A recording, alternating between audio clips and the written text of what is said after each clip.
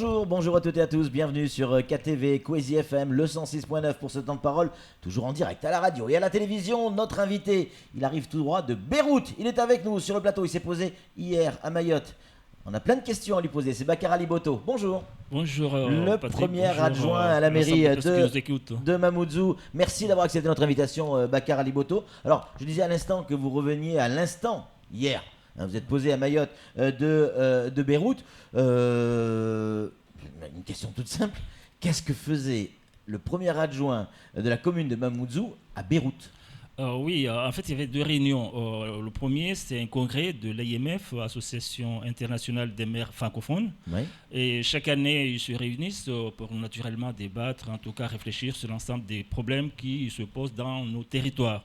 Et à côté, nous avions aussi la réunion du bureau de la VSOI, Association des villes et communes de l'océan Indien, dont je suis membre du bureau. D'accord. Voilà, en gros, les deux réunions qui ont eu lieu à Beyrouth. Donc, effectivement, c'est loin. Et puis, c'est vrai que quand on parle de Beyrouth à Mayotte, c'est difficile. Et effectivement, sur le terrain, on a vérifié. C'est pas facile du tout. C'est quand même une zone en guerre. Et puis, pour y aller, il faut quand même 25 heures pour aller de Mayotte à là-bas. Et puis, ce qui est certain, par contre, ça valait bien le coup. Qu'est-ce que ça apporte à Mayotte qu'un élu aille là-bas faire ses 25 heures Qu'est-ce qu'il en ressort en clair aujourd'hui ? Personnellement, il y a deux choses. Il y a d'abord une partie politique des choses, parce que n'oubliez pas que Mayotte, nous sommes dans une zone, la région de l'océan Indien, on n'est pas forcément tout le temps accepté dans les instances de la zone.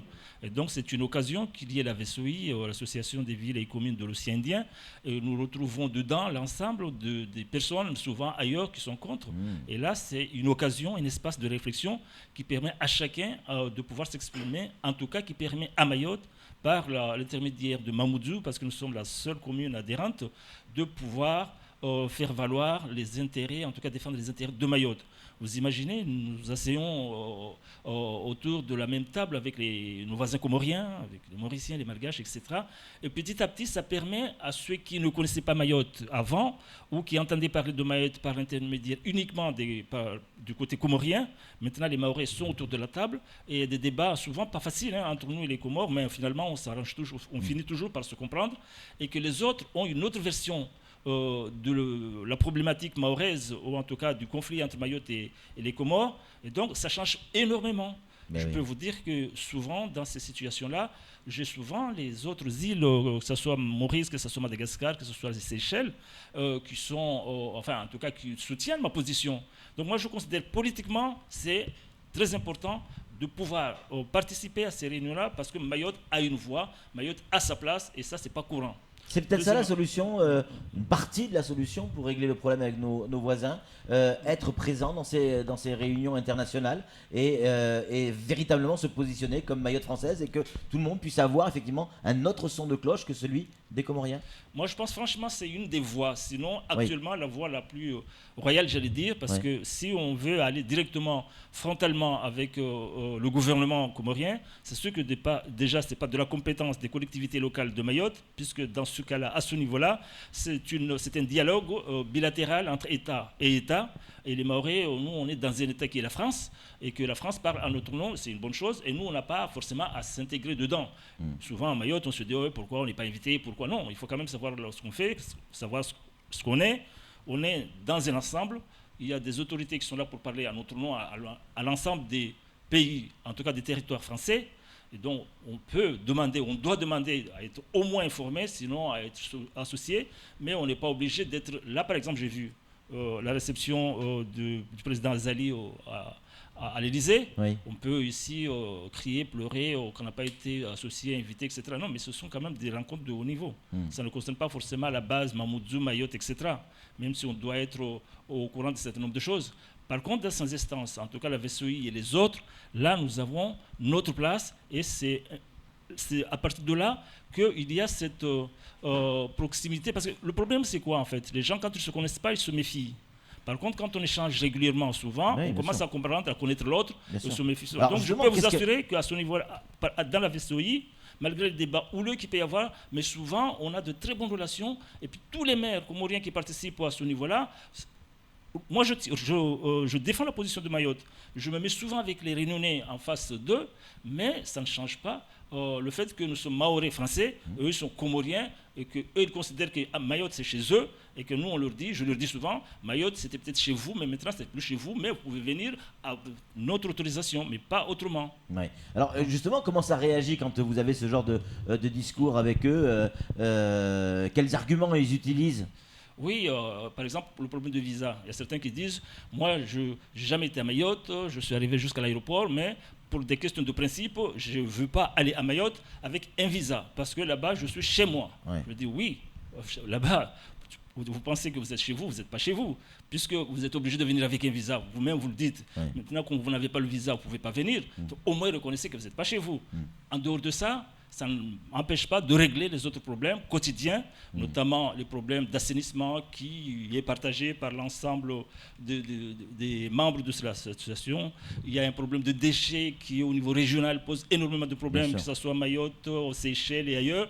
Et il y a des problèmes d'eau pour les autres îles qui est énorme. Et tous ces problèmes qui n'ont rien à voir avec la politique, qui sont des problèmes transversaux, sont étudiés, réfléchis, de façon comme s'il n'y avait pas de problème politique entre nous et les Comoriens. Le problème politique, souvent, par exemple, là, je vais vous donner un exemple, je suis membre du bureau. Oui. Avant, lorsque l'association La Vessoïe a été créée, Mayotte n'était pas là. Et puis à l'époque, les Comores avaient émis l'opposition que Mayotte ne fasse pas partie. Maintenant, je suis là. Et donc, il y a certains qui disaient, écoutez, mais au début, Mayotte ne devait pas être là, à cause de ce qu'on fait, etc. Et puis là, il y a eu un débat. Et finalement, moi, j'ai eu le soutien de tout le monde. Et Mayotte fait partie maintenant et nous continuerons à participer au sein du bureau de la VSOI. Ouais. Bon, c'est par le côté politique des choses qu'on pourra peut-être régler le problème. Il y a le côté politique, mais il y a aussi le côté de fréquentation entre les uns et les autres. Ouais.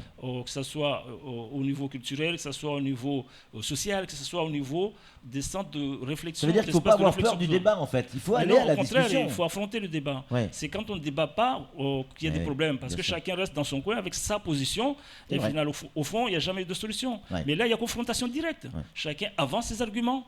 Et comme il y a des arbitres, parce que les autres ne sont pas concernés directement, et donc, à partir de là, nous avons des arbitres, les gens jugent, et au final, on peut se dire, bon, écoutez, peut-être j'étais dans le tort, ou bien j'avais raison, mais c'est l'autre, etc. Je pense que vraiment, c'est l'instance, c'est l'espace de réflexion, des discussions nécessaires pour que les gens puissent avancer. Sinon, l'IMF, on l'a oublié un peu, mais l'IMF aussi traite des problèmes transversaux qui concernent l'ensemble des continents, puisque les mers francophones, il y en a partout.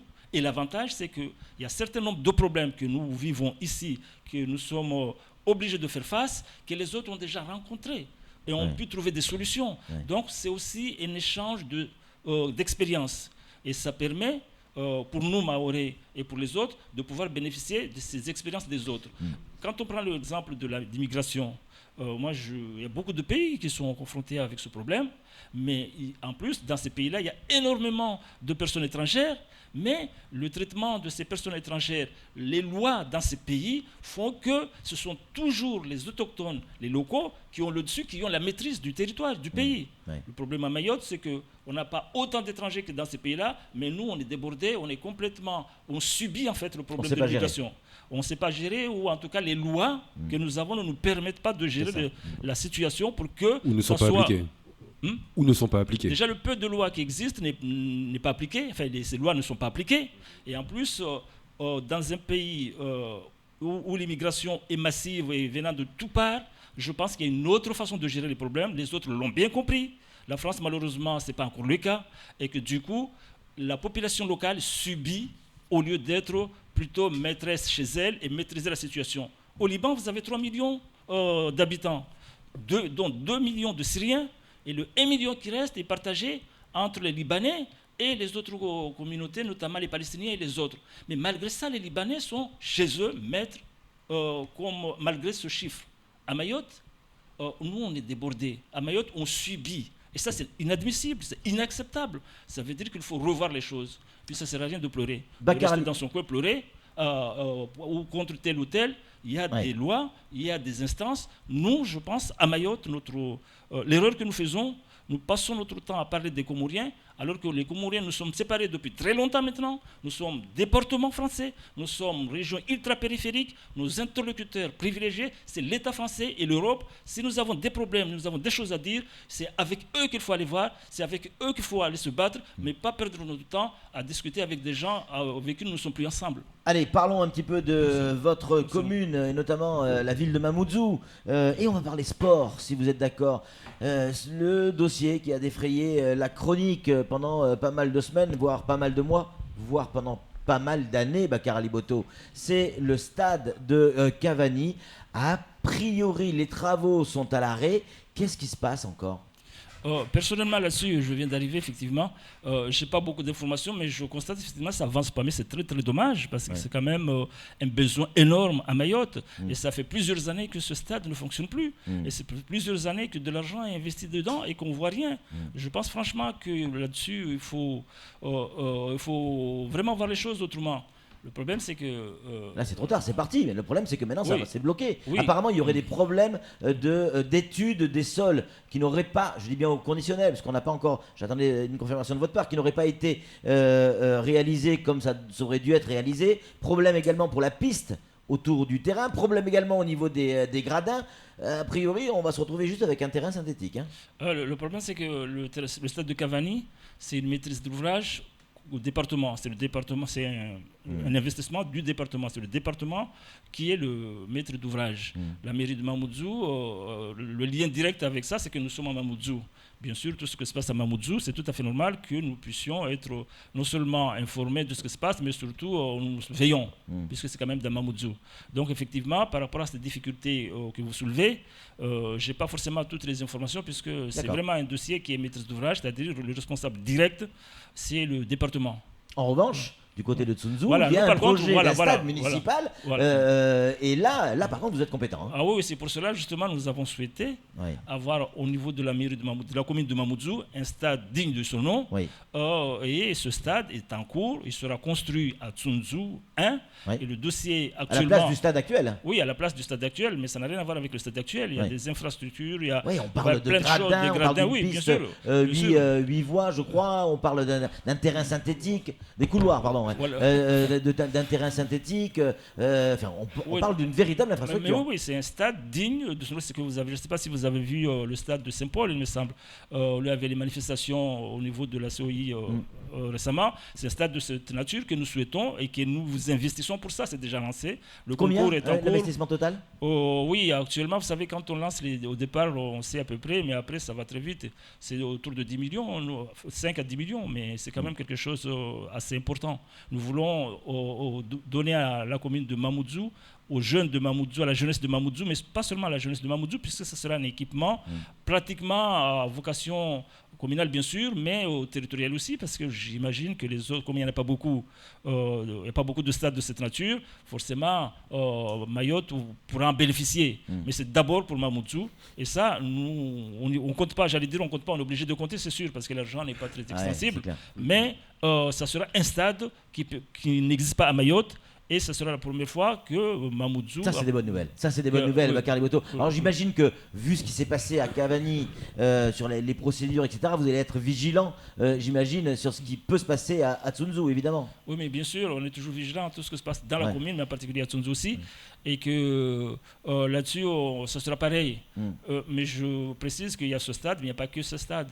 Nous avons aussi 3 gymnases, entre guillemets, je dis gymnase parce que c'est peut-être pas forcément équivalent de Cavani, mais il y aura des vestiaires pour les femmes, des filles, des vestiaires pour les garçons, des gradins, une couverture. Il y aura 3 gymnases à Mamoudzou, Ngombani, au canton 2 à Loujani et un autre à Vaïbé. Et ça, les études, actuellement, on est en train de recruter. Pour les Vaïbé, c'est en cours. Pour Mamoudzou et Loujani, les bureaux d'études, les architectes sont déjà connus. Et donc, c'est quelque chose qui est là déjà.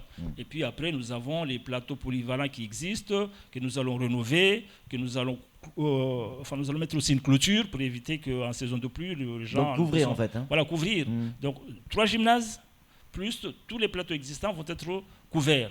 Donc c'est quand même beaucoup d'investissements pour la jeunesse. Et là, on est sur quelle période? Jusqu'à quand vous allez faire ça? Nous, on travaille jusqu'à 2020 pour l'instant. Ouais. Donc tout ce que vous nous dites là, en 2020, ça existe. Oui. Le terrain. Oui, ce que je suis en train de dire, ce sont des investissements prévus pour que ça soit inauguré avant 2020. C'est-à-dire d'ici 3-4 ans. 3 ans. Oui, 3 ans. Ouais. Parce que nous, on ne maîtrise pas 2021. Ouais. On est là pour jusqu'à 2020. Ouais. Donc, on travaille pour 2020. Ce ne sont pas des études pour que l'équipe suivante, ou même si ça sera réalisé pendant votre mandat. Peut-être ça sera nous, mais pour l'instant, on ne maîtrise pas. C'est vraiment pour que ça soit réalisé. Là. Pour Ngomali, par exemple, c'est prévu l'ouverture en octobre 2017. Ouais. Le gymnase, en octobre 2017. Et le Jani ne sera pas loin. Etc., etc. Donc ce sont des investissements pour les 3 ans à venir. Merci beaucoup Bakar Aliboto. Vous restez avec nous encore quelques minutes. Il y a des questions qui vont être posées par les auditeurs, téléspectateurs et autres lecteurs. En attendant, c'est tout pour ce temps de parole. Tout de suite, la suite de nos programmes.